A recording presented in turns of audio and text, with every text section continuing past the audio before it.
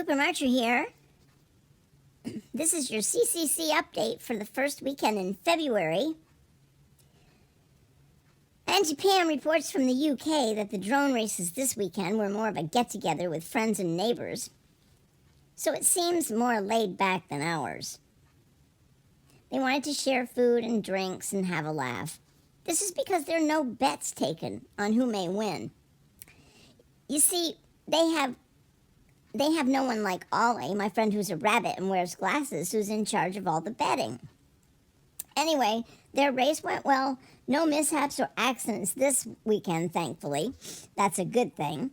However, Lucan didn't fly. He pulled out at the last minute. He has an ear infection, which had an effect on his balance, so it was considered safer for him to stay on the ground. He enjoyed being a spectator and meeting some of the locals, though. The race was won by Eric, the Viking squirrel, with Nelson coming in a very close second. Nelson's hoping with the help of his mechanic he may be in for the win at the next race. When the weather turns warmer, there may be more activities as well as the race, such as raffles and bake sales, with all the proceeds going to a local charity for the older squirrel community. Nelson and Matilda are very close to securing a small place to stay for the summer holiday in Vermont. So, we will be updated when they have a more definite address, hopefully nearby my backyard. On this side of the pond, we were dumped on by about 12 inches of snow and below zero wind chills.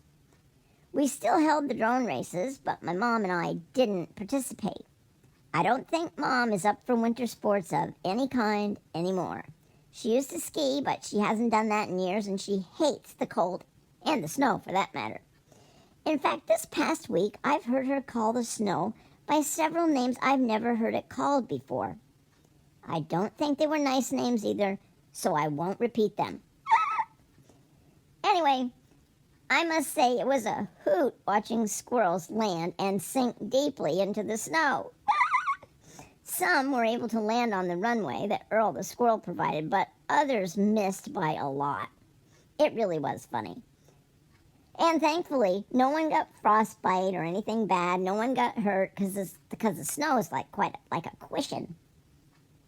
This week's winner was Earl the squirrel, and second place was Squirrelitariat. I was informed by Earl, who's a very private guy, I might add, that his relationship with Susie is strictly a friendship. Neither of them is looking for a commitment, and Earl is simply too busy to be tied down. I don't think Earl will ever really settle down. Fear not, though. They have an agreement, and they are both clear about what they want and their friendship, and they really do have a great time together. I guess the gossiping squirrels were making more of it than it really was. Sorry, folks, it looks like there's no hot romance here.